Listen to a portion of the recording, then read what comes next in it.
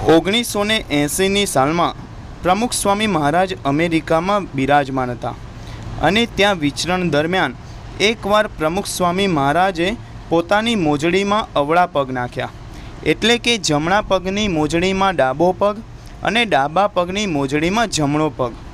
એટલે આ જોઈ ત્યાં સેવક સંતોએ પૂછ્યું તો પ્રમુખ સ્વામી મહારાજ કહે, હવે તો નજીકનું પણ દેખાતું નથી. અને આ સાંભળીને તો સૌ ચોંકી ઉઠ્યા અને ત્યાં આંખના જે ડૉક્ટર હતા, ડૉક્ટર હચિન્સન દ્વારા તેમનું નિદાન કરવામાં આવ્યું અને જણાવ્યું કે પ્રમુખ સ્વામી મહારાજને બંને આંખે મોતિયો પાકી ગયો છે. એટલે ડૉક્ટરે ત્યારબાદ કહ્યું કે બંને આંખોએ ઓપરેશન કરાવી લેજો. અને આમ સૌની અનુમતિ લઈને પ્રમુખ સ્વામી મહારાજે મોતિયાનું ઓપરેશન કરાવવા સંમતિ આપી. અને આમ અમેરિકામાં બોસ્ટન ખાતેની ખ્યાતનામ હોસ્પિટલ એટલે કે મેસેચ્યુસેટ્સ જનરલ હોસ્પિટલ, આ હોસ્પિટલમાં પ્રમુખ સ્વામી મહારાજને ઓપરેશન કરાવવાનો નિર્ણય લેવાયો.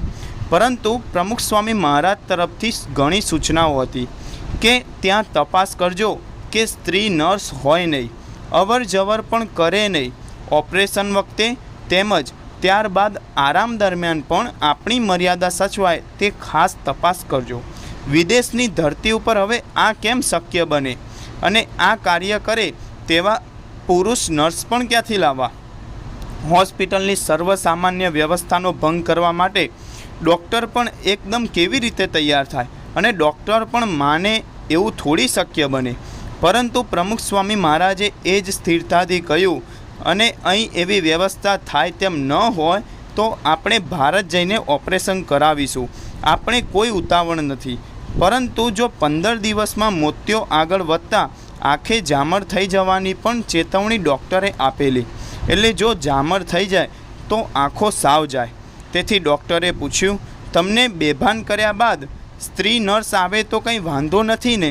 ત્યારે પ્રમુખ સ્વામી મહારાજ કહે, હું બેભાન હોઉં કે જાગ્રતમાં પણ નર્સ એટલે કે સ્ત્રી નર્સ તો આસપાસ ક્યાંય ન જોઈએ. પરંતુ પછી મુખ્ય ડૉક્ટરે પ્રમુખ સ્વામી મહારાજનો અતિશય આગ્રહ જોતા પુરુષ નર્સોની વ્યવસ્થા કરી. થોડા દિવસના અંતરે એક પછી એક બંને આંખોએ મોતિયાના ઓપરેશન થયા.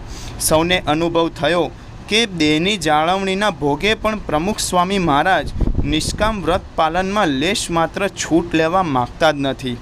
હોસ્પિટલમાંથી વિદાય લેતા પ્રમુખ સ્વામી મહારાજે સૌની સાથે જે સ્ત્રી નર્સો હતી તેમને પણ સ્મૃતિ ભેટ મોકલાવડાવી હતી. ત્યારે નર્સોએ પણ આ મર્યાદાની પ્રશંસા કરી હતી.